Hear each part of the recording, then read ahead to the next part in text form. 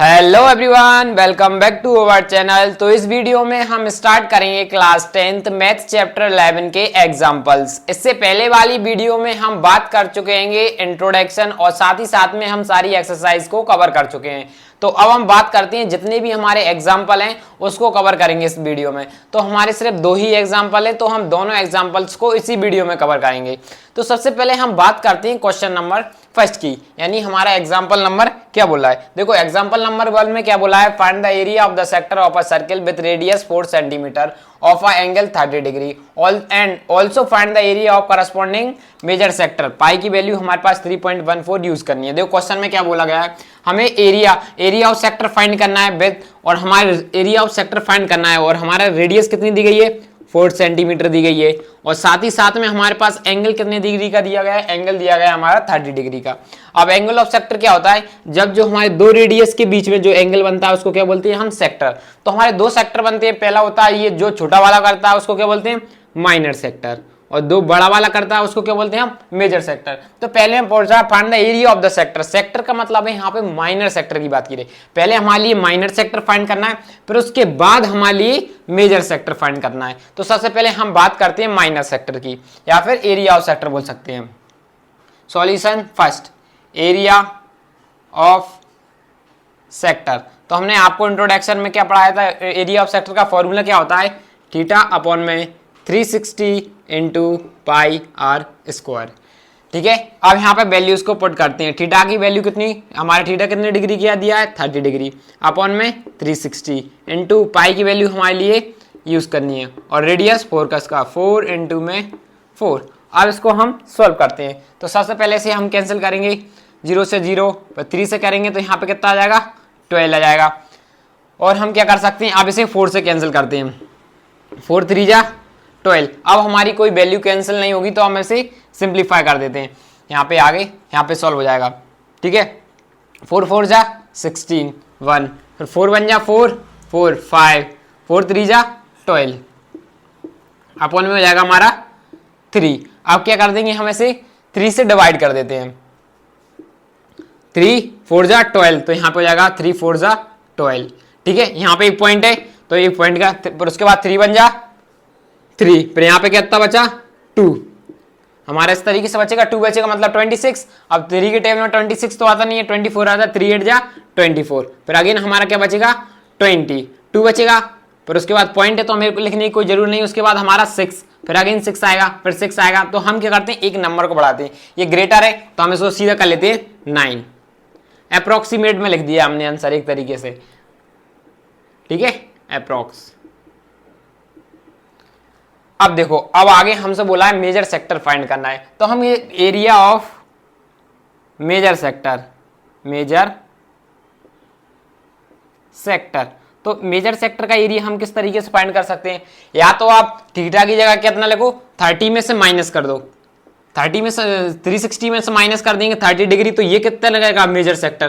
तो major sector कितना आएगा 330, और ये अगेन फॉर्मूला लगा दो, या फिर आप क्या करो सर्कल का एरिया का सर्कल फाइंड कर दो, उसमें से हम क्या कर देंगे ये माइनर सेक्टर को माइनस कर देंगे तो भी हमारा निकल आएगा। तो हम एरिया में यहां पे लिखेंगे area of circle minus area of minor sector, या फिर बोल देंगे सेक्टर बोलेंगे माइनर सेक्टर। तो देखो अब हम यहाँ पे pi R square minus area of minus sector ये है, तो हम इसको एज इट इज लिख देंगे। अब इसको सिंप्लीफाई करते हैं, पाई की वैल्यू हमारे लिए 3.14 यूज करनी है, और रेडियस हमारी कितनी दी है 4 इंटू 4 माइनस 400 4.19। अब देखो अब हम क्या करेंगे, इसमें इन तीनों को सबसे पहले इंटू कर लेते हैं। तो मैं डायरेक्ट आपको लिख देता हूं, हम डायरेक्ट इंटू करेंगे तो हमारा आंसर आ जाएगा 50.24, और फिर हम इसमें से माइनस कर देंगे 4.19 को, तो हमारा अप्रोक्सीमेट में हमारा आंसर आएगा ये आ जाएगा। और हम इसे अप्रोक्सीमेट में और कैसे लिख सकते हैं, अप्रोक्सीमेट हम इसे लिख सकते हैं 46.1 सेंटीमीटर स्क्वायर, यही हमारा हो जाएगा, इसका आंसर हो जाएगा। ठीक है, ये आप कैलकुलेशन तो आप खुद भी कर सकती हो, इजी है कैलकुलेशन। तो अब हम बात करते हैं इसकी सेकंड एग्जांपल की, जो कि हमारा लास्ट है। तो आप पहले से नोट करो। तो देखो अब हम बात करते हैं एग्जाम्पल नंबर 2 की।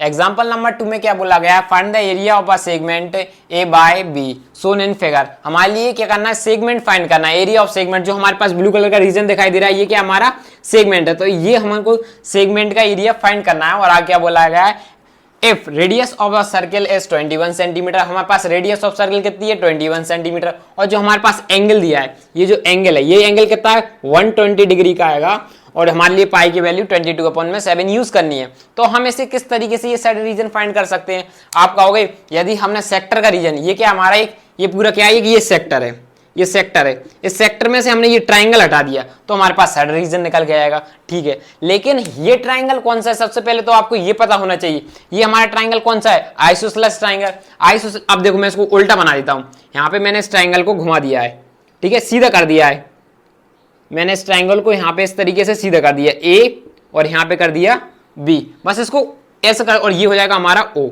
अब ये हम आपको पता है ये 21 है, ये भी हमारी कैसी है 21 है। हमने आपको बताया था आइसोसेलेस ट्राइंगल में हमारे कौन से एरिया फाइंड करने के लिए कौन सा फॉर्मूला लगता है, क्योंकि हमें भी तो इसका एरिया फाइंड करना पड़ेगा, तभी तो हम सेक्टर में से माइनस करेंगे। तो हम इसका एरिया कौन सा फॉर्मूला लगेगा, half into base into height. हमने बताया था जब भी हम आइसोसेलेस ट्रायंगल का एरिया फाइंड करेंगे तो हमारा यही फॉर्मूला लगेगा। तो यहाँ पे हमको ये नहीं पता हमारी बेस कौन सी है और हाइट कौन सी है, तो हम कैसे यूज करेंगे, तो हमें सबसे पहले हाइट ड्रॉ करना पड़ेगी। तो हमको पता है जहां पे भी हमारा ये, सबसे पहले हम यहाँ पे क्या करेंगे, एक 90 डिग्री की परपेंडिकुलर ड्रॉ करेंगे जिसमें हमारे ये क्या होंगे, आपस में इक्वल होंगी। हमने इस तरीके से एक एंगल ड्रॉ कर दिया, ठीक है। हमने चलो ये इक्वल नहीं है, मैंने सिर्फ और सिर्फ हमने ये परपेंडिकुलर ड्रॉ कर दिया है, ठीक है। इतना तो समझ में आया होगा। हमने क्या कर दिया, परपेंडिकुलर यहां से ये ड्रॉ कर दिया, ठीक है, परपेंडिकुलर ड्रॉ कर दिया। अब हम तो ये क्या होगी, हमारी हाइट हो जाएगी। अब जहां पे भी हमारा परपेंडिकुलर होता है उसी के नीचे हमारी क्या होती है, बेस होती है। तो ये हमारा क्या हो जाएगा, बेस। अब ना ही हमारे पास बेस गिवन है और ना ही हमारे पास हाइट गिवन है, तो हमें सबसे पहले बेस और हाइट फाइंड करना पड़ेगी। तो कैसे फाइंड करेंगे, अब देखो यदि हमने ये दोनों ट्राइंगल आपस में सिमिलर दिखा दिए, क्या ये दोनों ट्राइंगल आपस में सिमिलर दिखा दिए, तो क्या होगा, क्या होगा, तो हमारी ये एंगल मिल जाएगा और ये एंगल मिल जाएगा। क्यों, सिमिलर दिखाएंगे तो हम इन दोनों एंगल को इक्वल लिख देंगे। यदि हमने देखो कैसे दिखा सकते हैं सिमिलर, ये हमने यहाँ पे 90 डिग्री तो ये भी 90 डिग्री हो जाएगा, ये दोनों साइड आपस में इक्वल हो जाएंगी, ठीक है। और साथ ही साथ में हमारे पास ये कैसी हो जाएगी, हमारी कॉमन, तो हम आर एच से क्या हो जाएगा, ये आपस में से इक्वल हो जाएगा। तो हम क्या कह देंगे, ये दोनों एंगल आपस में कैसे इक्वल है, क्योंकि ठीक है। और उसके बाद हम क्या कहेंगे, ये दोनों साइड हमारी इक्वल है। जैसे यदि ये दोनों साइड हमारी इक्वल होगी तो हम इतनी सी फाइंड कर लेंगे, उसमें 2 का इंटू कर देंगे। ये हमारे पास क्या है 21, तो यहाँ पे हम क्या कर देंगे, कॉस या साइन का यूज करेंगे। तो ये हमारे पास एक साइड गिवन होती है तो हम उससे दूसरी साइड फाइंड कर लेंगे। कैसे फाइंड करेंगे, तो देखो अभी आपको कुछ भी समझ नहीं है, कोई दिक्कत नहीं, अब आएगा। तो सबसे पहले हम इसे सिमिलर दिखाते हैं जिससे आपको समझ में आए। करना क्या है, हम इसलिए कर रहा है, ये हमारे पास एक फंक्शन है, इस फंक्शन ये हमारे पास यहाँ कॉस या साइन का यूज करेंगे तो हमारे लिए दूसरी साइड इजीली मिल जाएगी। देखो किस तरीके से, अभी आपको कुछ भी नहीं आया समझ में तब भी कोई दिक्कत नहीं है। तो हम यहाँ पे सॉल्यूशन स्टार्ट करते हैं। ये हमारा फिगर है, इसी को फिगर को देखें, an triangle A O B. सबसे पहले हमने क्या किया, ड्रॉ परपेंडिकुलर क्या किया हमने, ओ सॉरी ये बी हमारा यहाँ पे था, ये क्या, ये बी है और ये हमने यहाँ पे एम माना है, ये हमारा एम है। Draw B M perpendicular A B, ये हमने मान लिया है। हमने क्या कर दिया, लाइन ड्रॉ कर ली है। अब देखो, अब हम इन दोनों ट्राइंगल को सिमिलर दिखाते हैं। एंड ट्राइंगल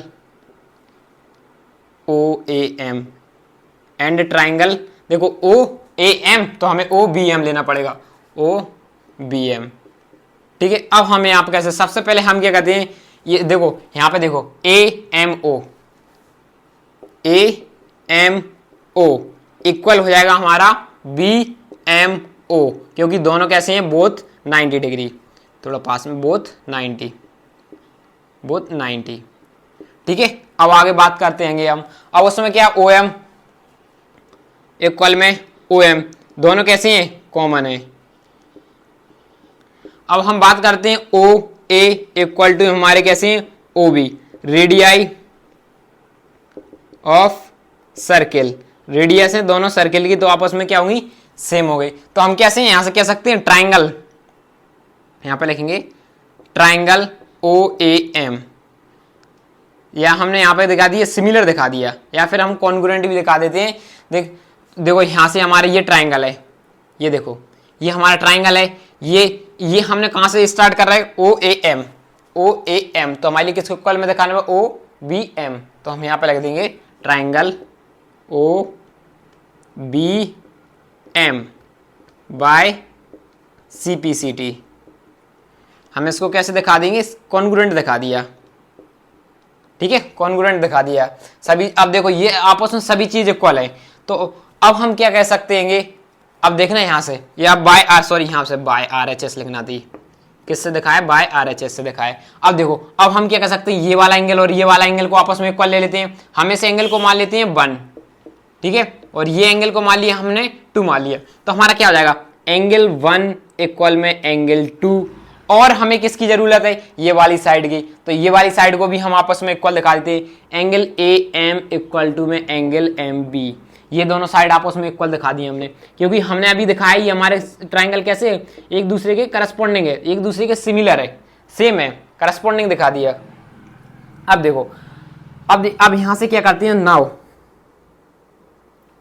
हमको पता है एंगल 1 और एंगल 2 दोनों मिलकर कितने डिग्री का एंगल बना रहा है, 120 डिग्री का, ये दोनों मिला कितने बना रहा है, 120 का, तो हमारा एंगल 1 इक्वल टू में एंगल 2 है, तो ये दोनों आपस में, तो हम इसे क्या कर देंगे, 2 से डिवाइड कर देंगे। देखो यहाँ पे क्या है, तो ये 60 डिग्री का, मतलब कि ये पूरे, जब ये दोनों देखो ये पूरा हमारा कितना 120 डिग्री का है, ये पूरा 120 का, अब ऐसे हमने यहाँ से 2 और ये दोनों आपस में इक्वल भाग में डिवाइड हो रहा है, तो हम क्या कर देंगे, ये इसको भी हम x मानेंगे, इसको भी हम x मानेंगे, तो हमारा क्या हो गया 2x, और ये पूरा एंगल कितने का है, 120 डिग्री, तो हम यहाँ से इस तरीके से x की वैल्यू 60 डिग्री, या आप सिंबल वैसे ये दोनों हमारे आपस में, या फिर आप सिंबल समझ सकते हो, ये दोनों आपस में कैसे हैं, इक्वल है, यदि इक्वल है तो हाफ हाफ में डिवाइड हो जाएंगे, ठीक है, तो ये 60 डिग्री। अब हमारे यहाँ से एंगल भी मिल गया है, अब साइड भी, अब क्या हो गया, देखो यहाँ से अब इस एंगल को देखना, अब हम सबसे पहले बात फर्स्ट की करते हैं, यहाँ पे लिखेंगे an triangle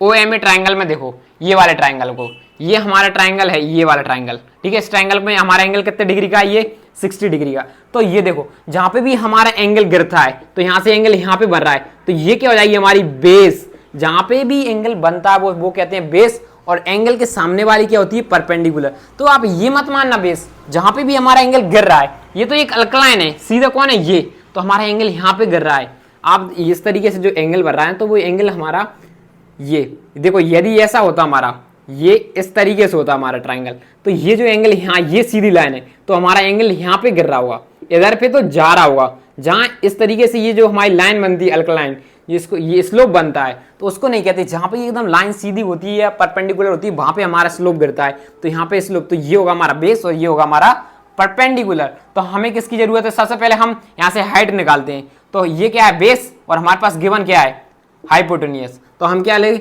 PBP Pandit Badri Prasad हर हर बोले, तो हमारे पास बेस भी है और हाइट भी, बेस हमारे पास कितनी है, OM हमारे पास फाइंड कर लेते हैं बेस, और हमारे पास हाइपोटेनियस कितनी है, हाइपोटेनियस है 21, सबसे पहले हम नेमिंग कर लेते हैं, OA इज इक्वल टू में क्या लिखेंगे, कॉस, हमारे पास क्या हो जाएगा, कॉस 60 की वैल्यू, यहाँ पे एंगल कितने डिग्री का है, कॉस 60, अब OM की वैल्यू, ये हमारा क्या था, बेस, और ये हमारा था हाइपोटेनियस, तो OM हमारा कितना है, फाइंड करना है, तो OM को हमने एज इट इज लिखा। अब बेस की बात करें तो हमारा कितना, सॉरी हाइपोटेनियस कितनी, 21, 1/2, cos 60 की वैल्यू हमारे पास कितनी आती है, cos 60 की हमारी वैल्यू आएगी 21, तो अब हम किसके करेंगे, OM को फाइंड करेंगे, OM इज इक्वल टू 21/2, तो ये क्या गई, ये क्या निकल के आ गई हमारी, ये OH क्या है हमारी हाइट, सो हाइट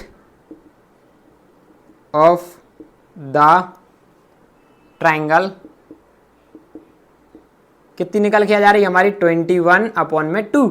अब ये तो हमारी हाइट निकल के आ गई, ठीक है, ये क्या निकल के आ गई, हमारी हाइट निकल के आ गई। अब हमें बात करते हैं बेस की, तो अब की बार हम अगेन फिर क्या करते हैं, ये ट्राइंगल फिर लेंगे, एन ट्राइंगल OAM।